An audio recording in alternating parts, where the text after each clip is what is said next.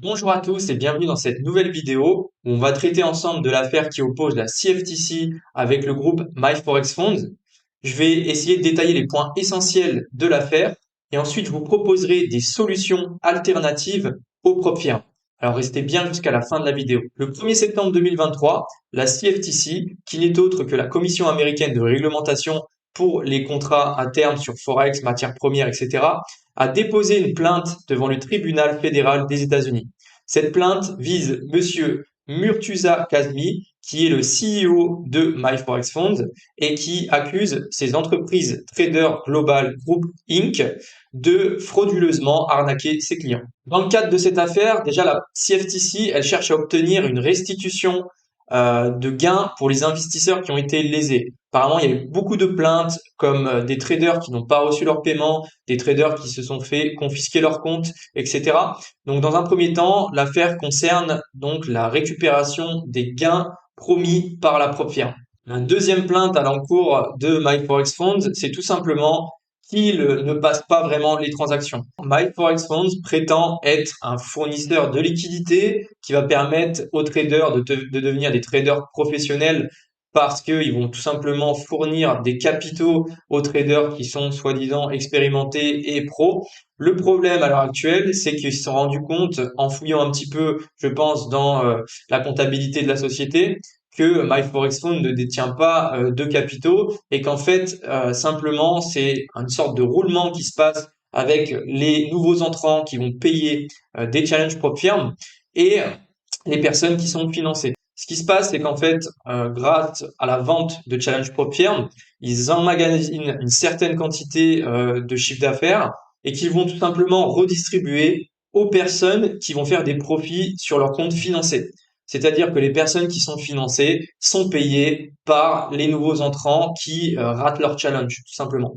Et ça, j'avais un doute depuis déjà longtemps, mais là, ça se confirme de par cette accusation. Et je pense que cette plainte va signer la fin de MyForexFunds, mais également de beaucoup de propres firmes.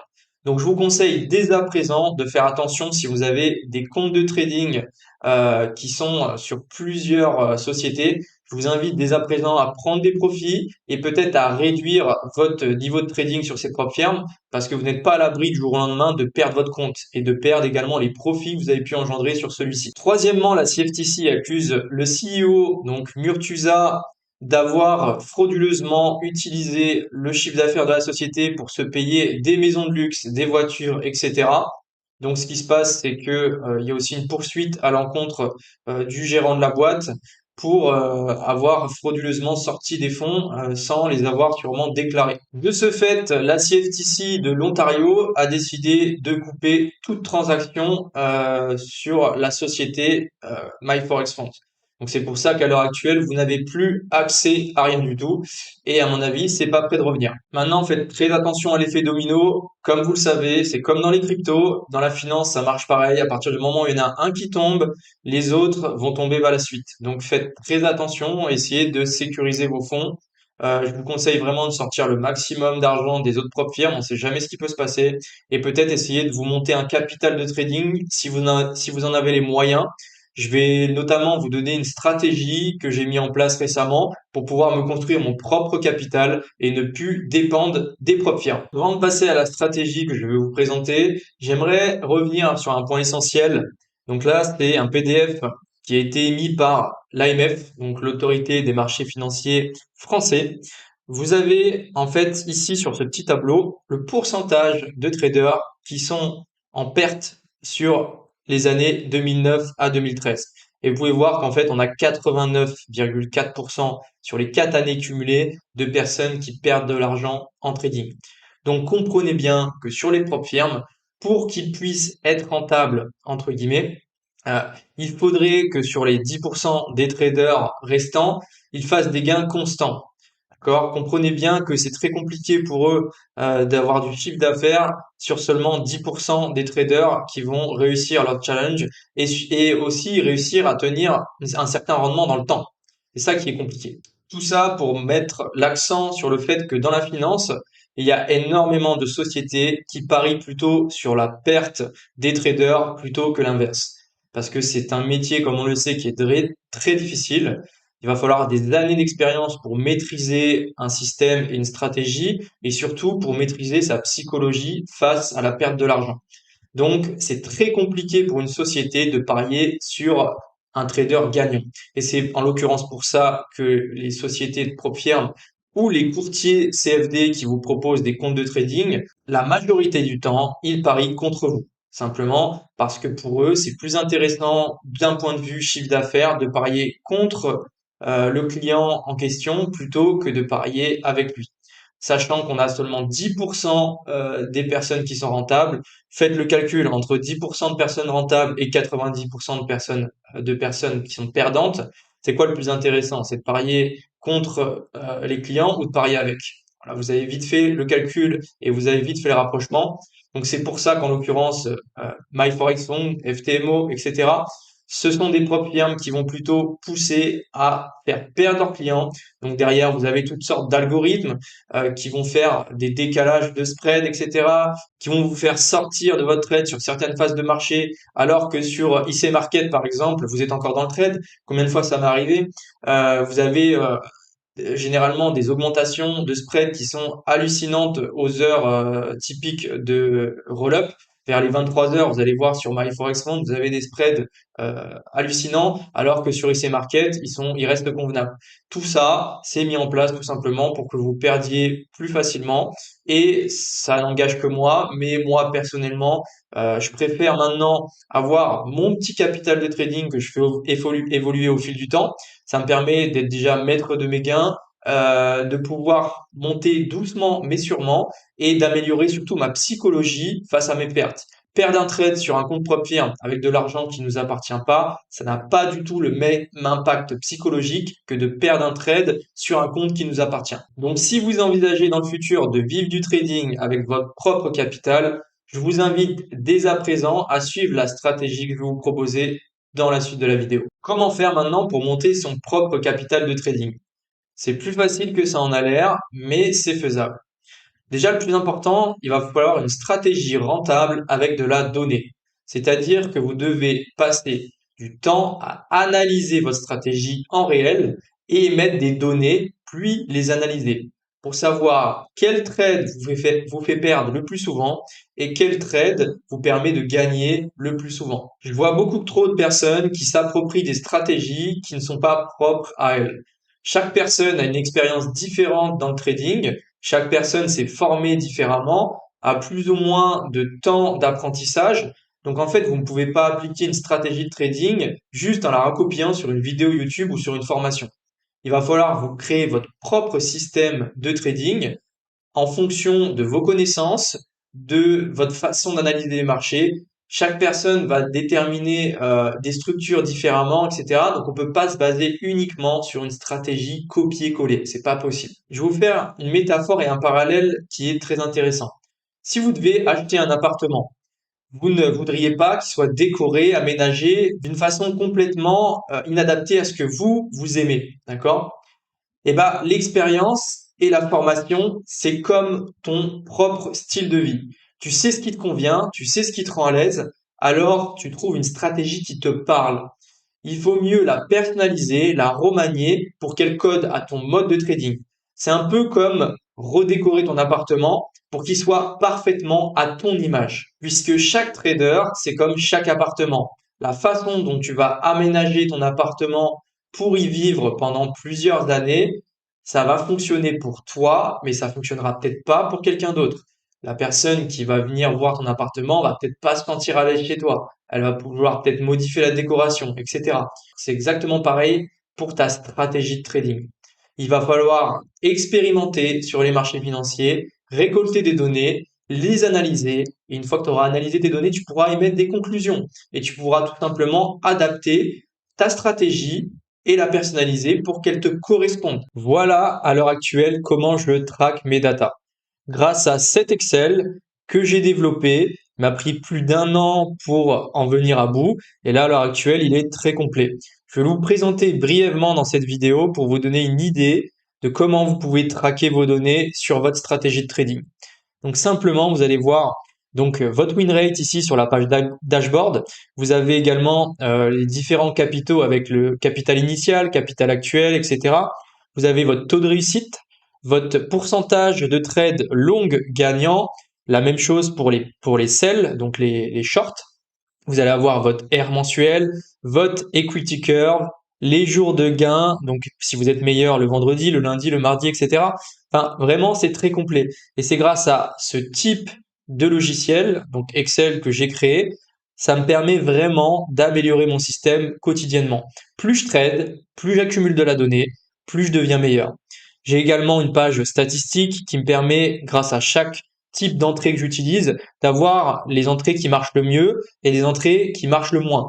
Ça me permet simplement de modifier ma strat au fur et à mesure, tout simplement. On a également une page statistique avec des probabilités en pourcentage pour chaque type d'entrée.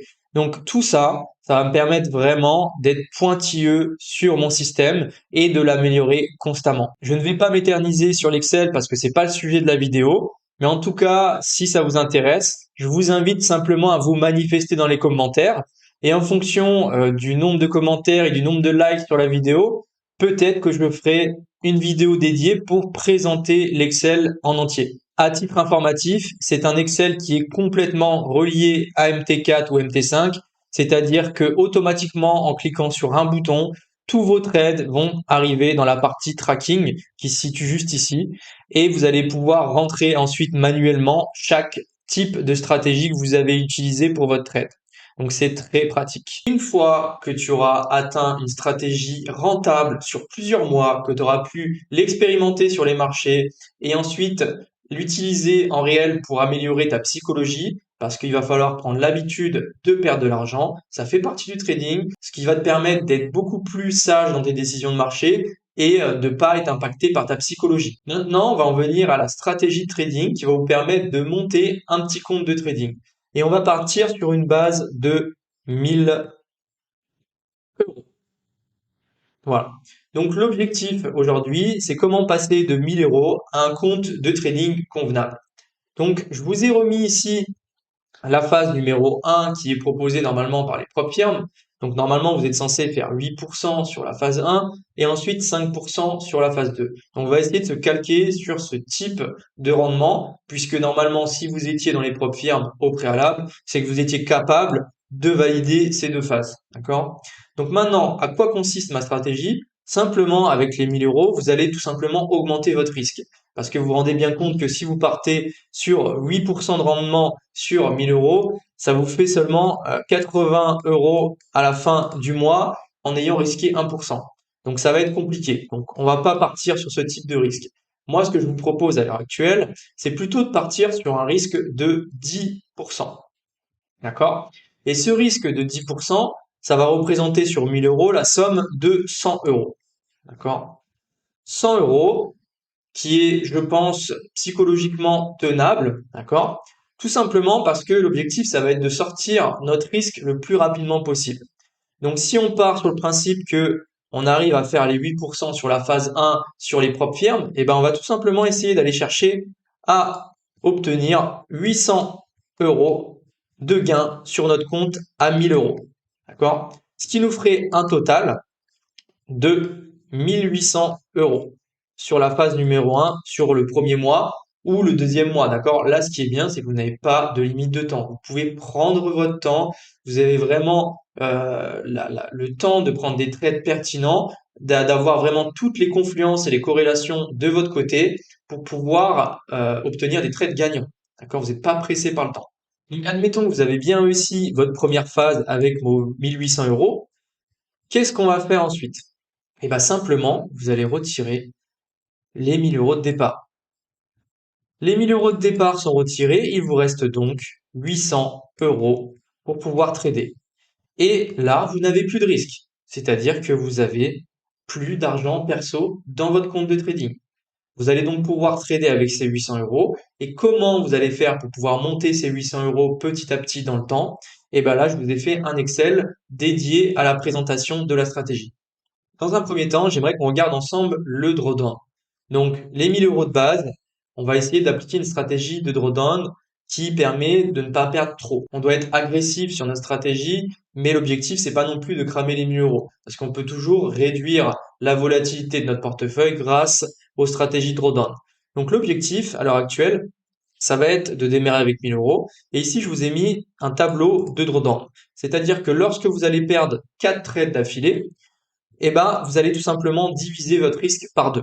Donc ici, on passe de 100 euros de base à 50 euros. Donc admettons que vous perdez 4 trades d'affilée sans gagner un seul, vous allez descendre à 600 euros de capital, mais le prochain trade que vous allez effectuer sur le marché, vous allez risquer seulement 50 euros. Et ainsi de suite, si vous perdez encore 4 trades, vous allez descendre ensuite à 400 euros, et ensuite vous allez tout simplement risquer 25 euros sur le marché, et ainsi de suite. Et si, admettons, par pire condition de marché et psychologiquement vous n'arrivez pas à tenir, vous perdez 20 trades d'affilée, vous allez descendre à 230 euros, enfin 19 trades, et vous risquerez plus que 6,75. Ce qui signifie qu'au pire des cas, vous allez finir avec 200 euros. Donc vous aurez perdu 800 euros. Et c'est généralement ce qu'on dépense pour la plupart des propres firmes. Lorsqu'on rate un challenge, c'est entre 500 et 1000 euros. 500 euros, il me semble de tête que c'est le compte à 100 000 dollars. 1000 euros, il me semble que c'est le compte peut-être à 200 000 ou 2000, je sais plus. Enfin, dites-moi dans les commentaires si je me trompe, mais c'est à peu près ça. Voilà. Donc c'est généralement ce que vous allez perdre en propre firme. Donc là, faut être conscient que c'est un capital que vous pouvez perdre, mais si vous êtes bon et que, comme je l'ai dit précédemment, votre stratégie est rentable sur le long terme, que vous l'avez travaillé, que vous avez réussi à optimiser au maximum chaque petit détail dans ce système de trading, et ben vous pouvez tout simplement l'appliquer sur un compte réel. Ça va en plus, comme je vous l'ai dit précédemment, optimiser votre psychologie sur le long terme, donc c'est que bénéfique. Une fois que j'ai atteint les fameux 1800 euros qu'on s'est fixé tout à l'heure, qu'est-ce que je vais faire?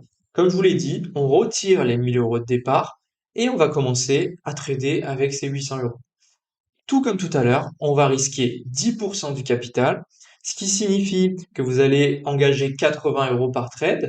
Et admettons que vous réussissiez à faire les 5% qui sont obligatoires normalement à la deuxième phase de MyForexFunds, et bien simplement, ça fait 5 R mensuels si vous risquez 1%. Donc on fait 5 fois 10%, ça fait 80 euros, d'accord? Et au fil des mois, là je vous ai mis un tableau qui compare les mois par rapport au capital en fonction du risque. Et vous pouvez voir qu'au fil du temps, si vous êtes constant dans votre trading et vous faites que seulement 5 R par mois avec votre petit capital de base de 800 euros, au fil du temps, au bout de 1 an, vous finissez avec 69 000 euros. Vous avez vu? Et ça, c'est grâce à quoi? C'est grâce à la puissance des intérêts composés. Bien sûr, chacun a sa propre psychologie et c'est propre à vous de déterminer combien de risques vous voulez placer sur les marchés. Si pour vous 10% c'est trop élevé et cette somme vous paraît trop importante, vous allez tout simplement réduire votre risque. Là, je vous ai fait un tableau annexe qui vous montre avec un risque de seulement 8% sur les marchés à combien vous allez pouvoir finir en 1 an. Et là, vous voyez qu'on peut finir avec 32 000 euros, en passant de 800 à 32 000 euros, en risquant seulement 8% par trade et en gagnant 5 R par mois. Ça veut dire 5 fois 8%, tout simplement. Et vous pouvez encore diminuer ce risque si pour vous c'est trop élevé, etc. C'est propre à vous de déterminer le risque que vous voulez placer sur les marchés financiers en fonction de votre stratégie, de votre pourcentage de win rate. Grâce à cette stratégie, vous allez obtenir une belle évolution de votre capital. Il suffit juste d'être rentable, d'avoir confiance en votre système et d'avoir une psychologie béton. Et ça, malheureusement, ça s'acquiert avec de l'expérience. J'espère que la vidéo vous a plu. Si vous voulez me remercier pour cette vidéo, n'hésitez pas à mettre un petit pouce, ça me ferait plaisir. Et également à me laisser des commentaires si vous avez des questions sur cette stratégie. Je vous dis à la prochaine vidéo. Ciao!